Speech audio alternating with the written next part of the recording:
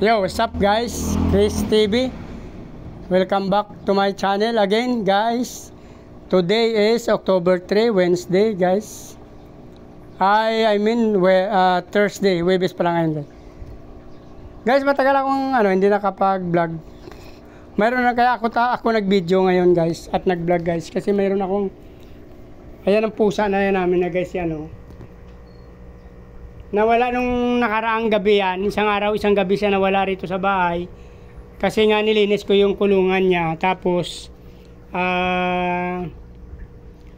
nung pagkalinis ko, pinalabas ko siya. So, kinabukasan, pangalawang araw nung nawala siya, bumalik na siya. Kasi umulan nung time na yun, hindi siya nakabalik. Pagbalik niya, gutom na gutom siguro. So, kinuhanan ko siya ng cat food. Nung kinuhanan ko siya ng pagkain, nilagyan ko ng pagkain, tapos yung pagkain niya, pinaglalagyan niya ng pagkain. Ayan, yan. Binuhat ko yan, dinala doon sa,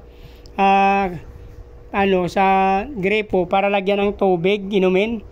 Sumunod siya sa akin. Ang problema, nung paglingon ko, natapakan ko ang likurang bahagi ng kanyang paa. So, nakagat niya ako, guys. Ito guys, hindi ko alam kung maaninag nyo yan, guys. Yan guys, yan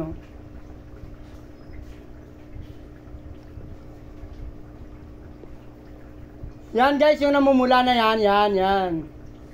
Yes,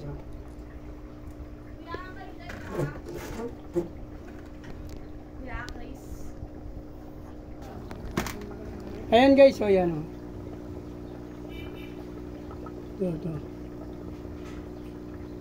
Yan guys, yung aking kagat ng pusa, yan. Natapakan ko nga siya, tapos kinagat niya. Yun nga yung ko guys, ito nga yung aking sugat. Yan Yan.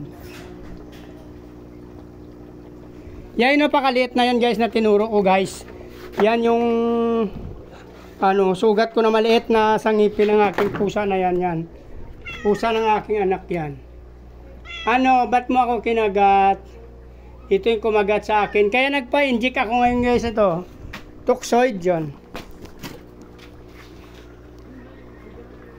Kaya mayroon ako ngayon turok dyan sa toxoid. Ano pa lang yan guys? Anti-tetano. Yan. Anti-tetano pa lang siya. So kailangan pa ng 5 turok sa rabies. So actually mayroon sa barangay. Libre. Ang problema nga lang kahapon pumunta ako. 35 lang yung cut-off. 37 yung numero ko. Hindi ako naturukan kasi 35 lang yung kinuha nila.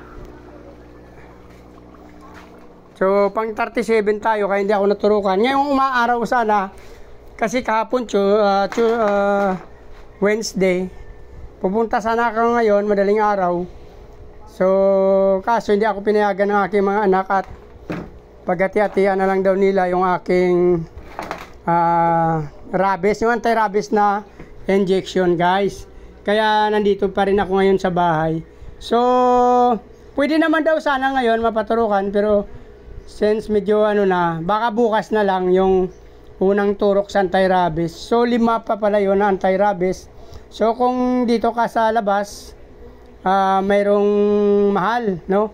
Pero pinakamura mayroong 500 per injection. So 5 pa. So ito kailangan pa ako ng 2.5, 5 injection. So kung sa barangay mayroon naman libre doon sa center sa main. Ang problema nga diyan, kailangan mo maging maaga kasi ang kinukuha nila up to 35 lang. So kailangan mo mag-sacrifice doon ng madaling araw pang gusto mo mag number 1 ka, number 2, number 3, hanggang number 5. Kasi kahapon hindi ako inabot nga.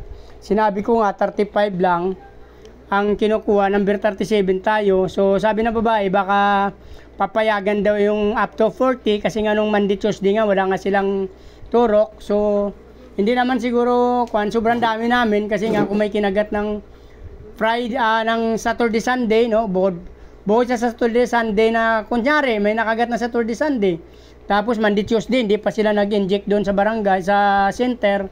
So sobrang dami namin kahapon nung Wednesday. So number 37 ako pero hindi sila pumayag talaga na dublehin ang 35 na yun. So 135 pa rin, bukod pa dun sa mga sumisingit-singit. Hindi naman natin maiwasan pagka sa mga gobyerno talaga maraming singit. maraming kakilala. So, yun, umabot sa 37 ako at hindi rin ako naturukan kahapon. So, nag-decide ako na kaninang umaga sana, Huwebes. Ngayon, sabi ko nga maadaling araw ako alis. Kasi kahapon naghirapan ako, naghintay hanggang alas 12. Pero hindi pa rin ako napagbigyan. So, gusto ko nga sana mauna ngayon since sanay naman tayo. So, nag-advise yung mga anak ko na wag na lang kasi nga hatiin na lang daw nilang dalawa. Yung ibabayad natin sa mga anti-rabies. So, mamaya, sasabihin ko sa kanila na 500 per turok nga. So mag-start na ako siguro bukas, guys. Napakaliit lang guys, pero since delikado rin kasi may rabies din daw yung pusa, guys. Ayun guys, napakaliit lang yan Actually napakaliit lang, pero for sure at wala tayong alalahanin. Hindi tayo mag-alala, baka lalo lang tayo magkasakit pag na-stress tayo. Bawat lagnat natin, sasabihin natin baka yun na yung rabies ng pusa. So, para iwas alalahanin, magpapaturok na lang din tayo, guys. So, dito na lang guys, para hindi na umabang ating video. Kung natapos nyo itong gusto ng video na to, please like, follow, subscribe guys sa aking YouTube channel.